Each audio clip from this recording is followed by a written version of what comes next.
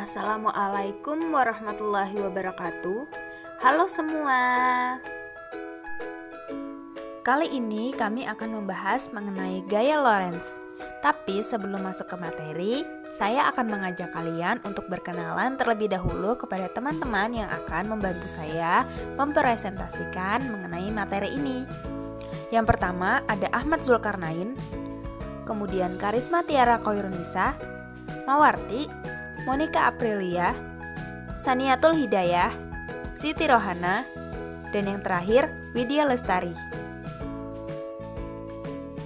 Adapun subtopik yang akan dibahas dalam materi ini. Topik yang pertama, penemu gaya Lorentz. Yang kedua, pengertian gaya Lorentz. Yang ketiga, gaya Lorentz pada kawat. Yang keempat, arah gaya Lorentz. Yang kelima, rumus dan contoh soal mengenai gaya Lorentz. Dan yang terakhir, aplikasi gaya Lorentz. Perkenalkan, saya Siti Rohana. Kali ini saya akan menjelaskan tentang penemu gaya Lorentz. Asal-usul penemuan gaya Lorentz. Hendrik Anton Lorentz pada tahun 1853 sampai dengan tahun 1928 adalah seorang fisikawan Belanda yang telah memenangkan penghargaan Nobel di dalam ilmu fisika bersamaan dengan seorang temannya yang bernama Peter Zeeman. Di tahun 1902, Hendrik Anton Lorentz lah yang menemukan gaya Lorentz. Maka dari itu, gaya Lorentz diberikan nama sesuai dengan penemunya. Yang pada awalnya Anton Hendrik Lorentz meneliti interaksi konduktor listrik dan kemudian menerapkan medan magnet. Lalu dari hasil penelitiannya, Lorentz akhirnya mendapatkan gaya yang disebut dengan gaya Lorentz. Berdasarkan pengetahuan kekuatan ini, Lorentz akhirnya dapat menemukan motor listrik yang dapat digunakan untuk memindahkan sejumlah perangkat yang berguna, misalnya kipas, mesin cuci, baterai, dan banyak lagi. Saya, Monica Aprilia, akan menjelaskan tentang pengertian gaya Lorentz. Gaya Lorentz adalah gaya dalam bidang fisika yang ditimbulkan oleh muatan listrik yang bergerak atau oleh arus listrik yang berada dalam suatu medan magnet. Jika ada sebuah penghantar yang dialiri arus listrik dan penghantar tersebut berada dalam medan magnetik, maka akan timbul gaya yang disebut dengan gaya magnetik atau dikenal juga gaya Lorentz. Menurut Hendrik Anton Lorentz, gaya Lorentz merupakan gabungan antara gaya elektrik dan gaya magnetik pada suatu medan elektromagnetik. Gaya Lorentz ditimbulkan karena adanya muatan listrik yang bergerak atau karena adanya arus listrik dalam suatu medan magnet. Perkenalkan, nama saya Widya Lestari. Di sini saya akan menyampaikan tentang gaya Lorentz pada kawat. Yang pertama, kawat berarus. Sebuah kawat pada gambar dialiri arus listrik dengan I dan juga tiang pada tengah medan magnet. Maka yang akan terjadi adalah dengan timbulnya gaya Lorentz pada kawat. Definisi terdiri dari dua definisi, yaitu definisi Lorentz dan juga definisi kuat arus, sehingga memperoleh suatu persamaan gaya Lorentz. Selanjutnya, kawat sejajar. Pada saat dua kawat tersusun sejajar dilengkapi dengan panjang yang sama, yaitu satu dialiri arus listrik sebesar I dan juga magnet tersebut terkena gaya magnet jenis homogen B, maka dapat menimbulkan gaya Lorentz, yaitu gaya tarik yang menarik atau tolak menolak. Perkenalkan, nama saya Mawarti. Di sini saya akan meneruskan materi selanjutnya, yaitu tentang arah gaya Lorentz. Seperti yang telah kita ketahui, bahwasanya gaya Lorentz itu ditimbulkan karena adanya muatan listrik yang bergerak atau karena adanya arus listrik dalam suatu medan magnet. Jadi, arah dari gaya Lorentz selalu tegak lurus dengan arah kuat arus listrik dan induksi magnetik yang ada. Arah ini dari gaya yang akan mengikuti jalan arah maju dari sekrok yang diputar dari vektor arah gerak muatan listrik atau V menuju ke arah medan magnet. Dengan rumus F sama dengan Q dikali V dikali B, dengan keterangan F itu gaya dengan satuan Newton, B itu medan magnet dengan satuan Tesla, Q adalah muatan listrik dalam satuan kolom, yang V muatan arah muatan dalam unit meter per detik. Arah gaya Lorentz dapat ditentukan dengan menggunakan kaidah tangan kanan yang bisa kalian lihat dari gambar di bawah ini. Jadi, kaidah tangan kanan pertama menggunakan 3 jari dengan tangan kanan, di mana ibu jari adalah arus listrik atau I, jari telunjuk adalah arah medan magnet atau B, jari tengah adalah arah gaya Lorentz atau F. Sedangkan kaidah tangan kanan kedua menggunakan telapak tangan kanan yang terbuka dan lebih mudah digunakan.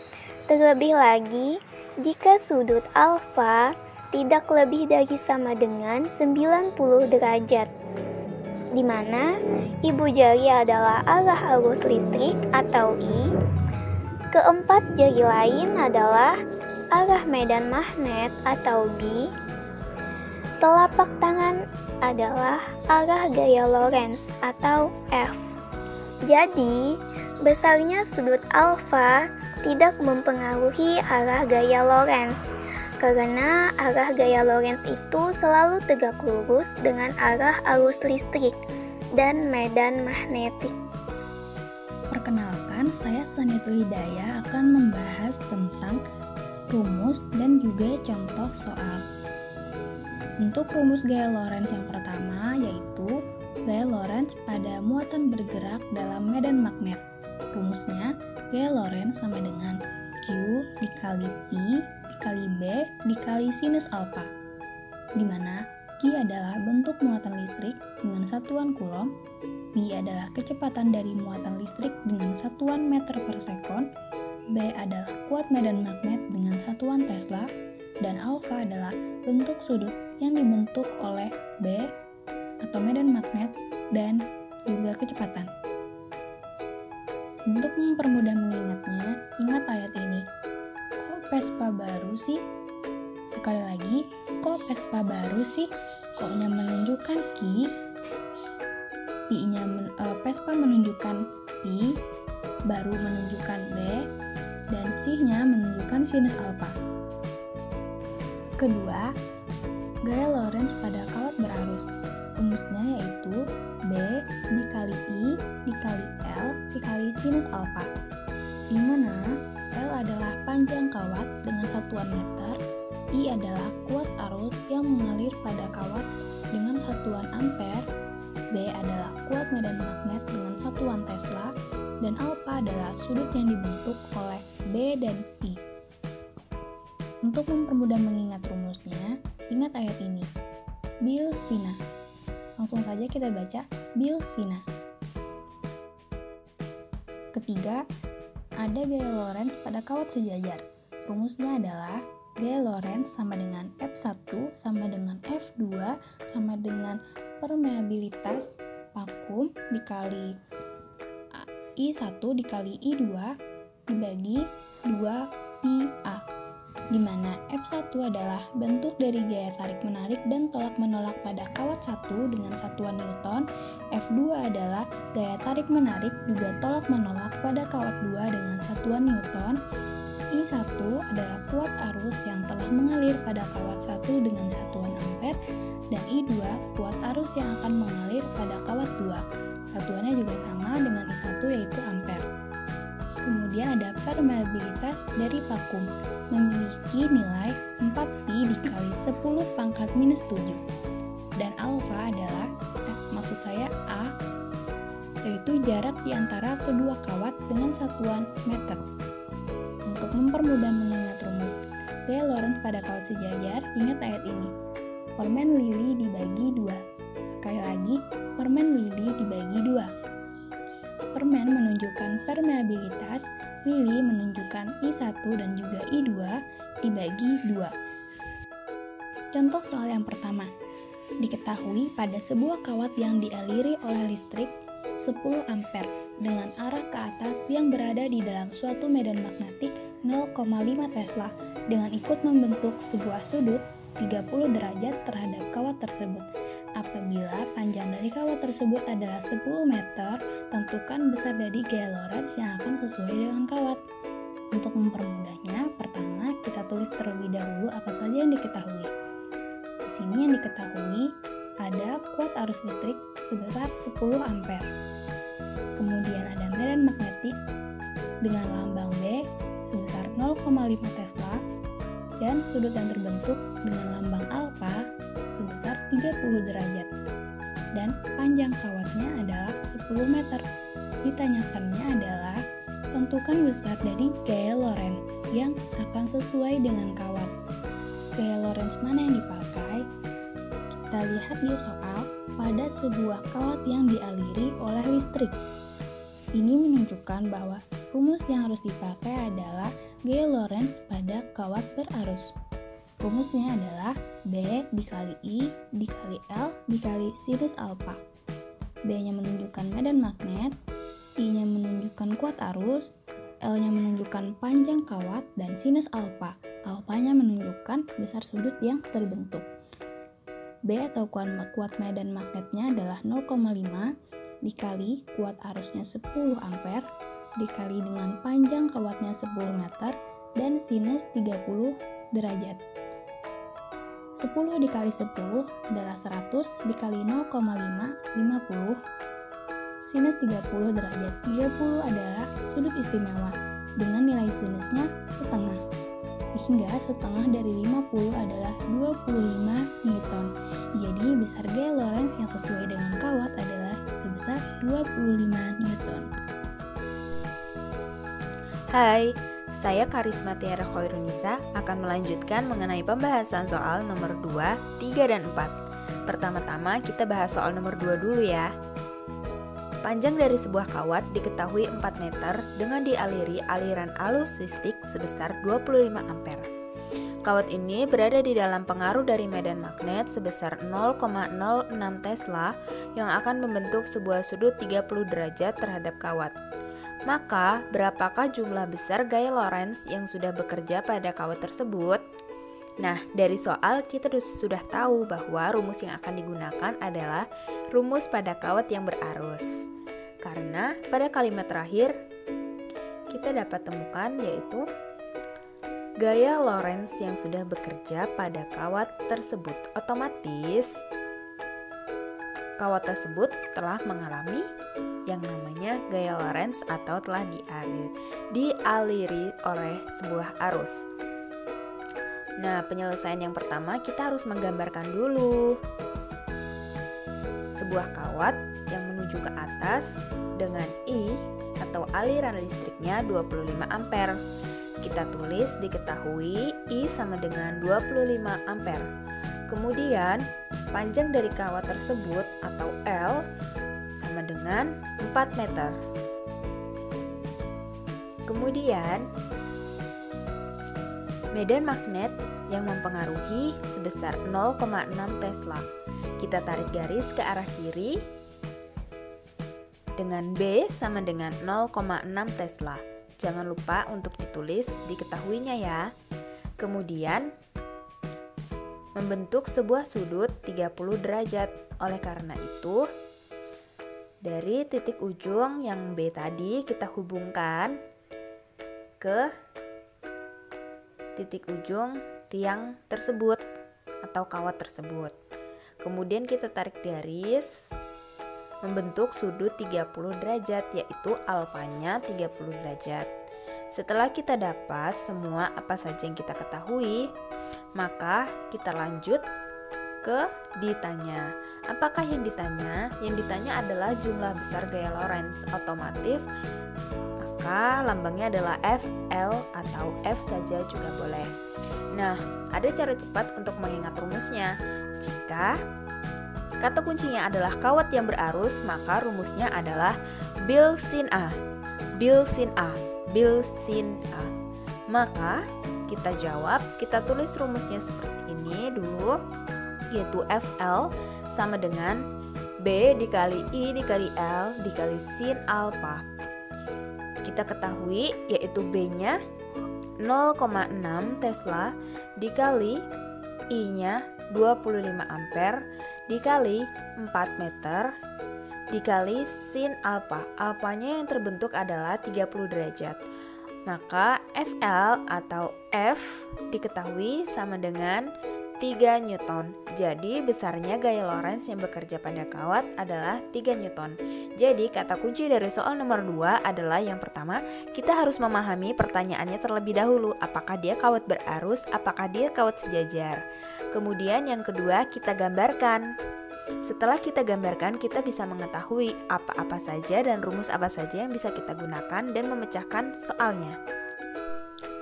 Soal nomor 3. Diketahui sebuah kawat penghantar lurus mengalir arus listrik dengan arah ke timur berada dalam medan magnet berarah ke utara. Pada kawat tersebut akan timbul gaya Lorentz dengan arah titik-titik. Sebelum ini kalian harus mengetahui dahulu dong, pasti kalian juga sudah hafal bahwa gaya Lorentz dapat menggunakan kaidah tangan kanan. Oleh karena itu, kita bisa menggunakan tangan kanan kita untuk menjawab soal nomor 3 ini, di mana ibu jari mewakili arus listrik. Jadi ibu jari adalah atau jempol itu mewakili arus listrik. Nah, arus listriknya kemana? Arus listriknya berada ke arah timur. Berarti kita acungkan jempol kita ke arah timur. Kemudian yang kedua, medan magnet ke arah utara. Nah, medan magnet dilambangkan dengan telunjuk. Maka kita acungkan telunjuk kita menuju ke arah utara. Dan yang terakhir, kemanakah gaya Lorentz tersebut? Gaya Lorentz selalu membentuk sudut 90 derajat terhadap medan magnet.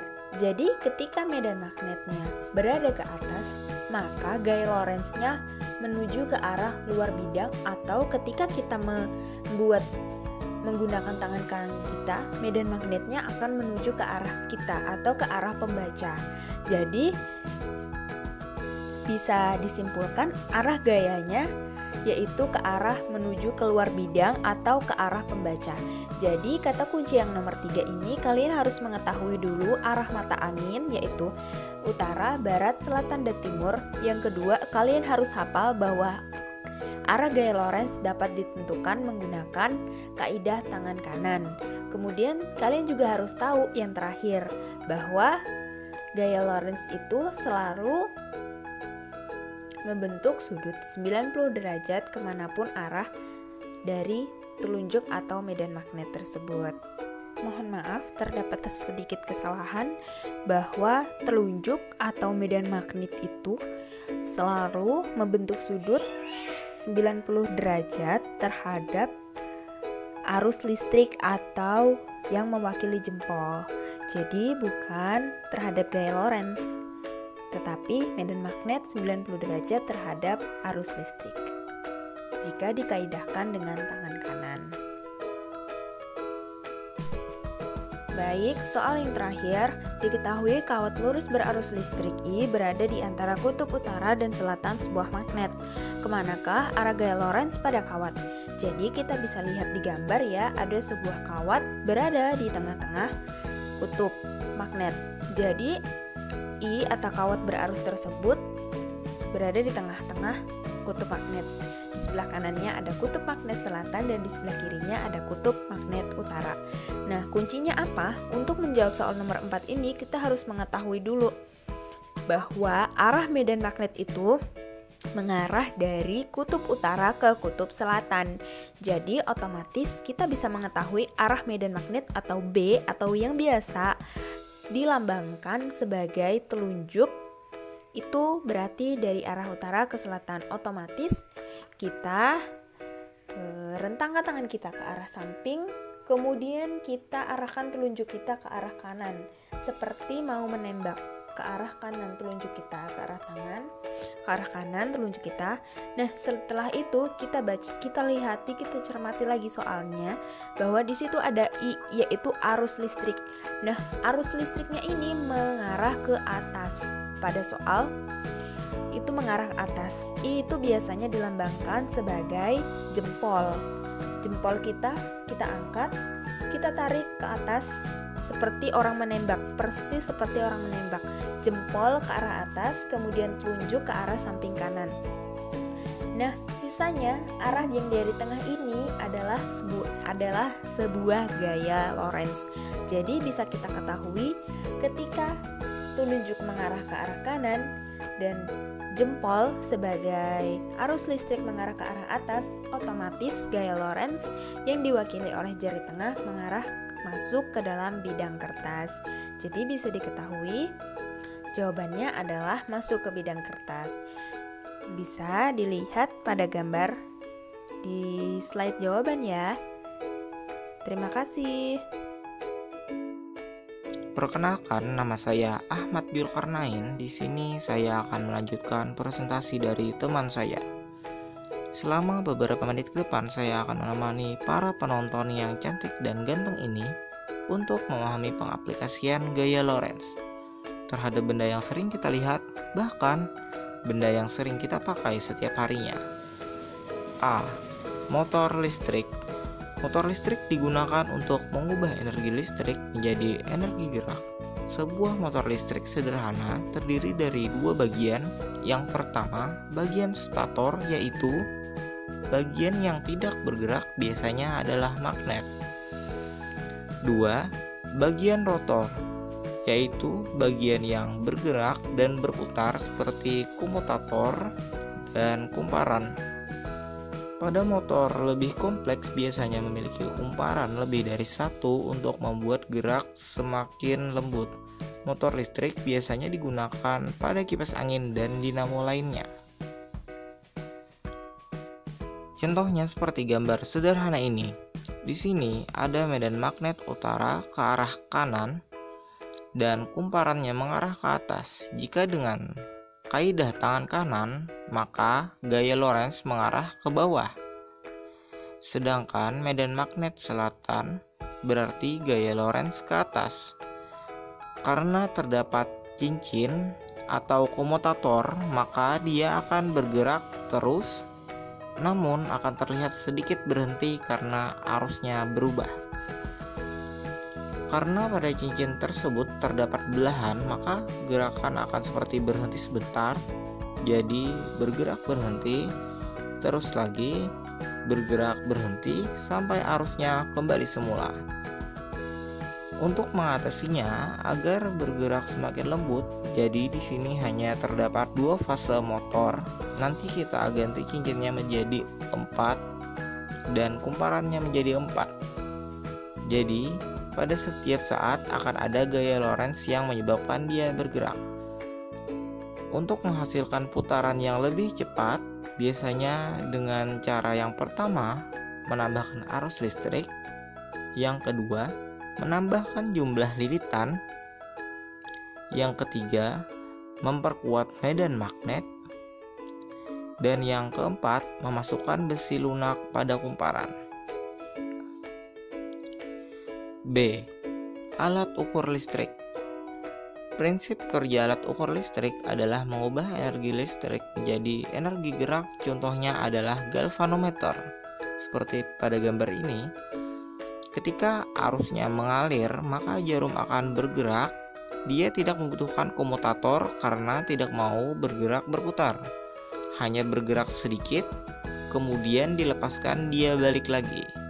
Semakin besar arus listrik, maka semakin besar gaya yang dihasilkan dan semakin besar pula sudut putarnya. Orang bijak pernah berkata, pendidikan merupakan senjata paling mematikan di dunia.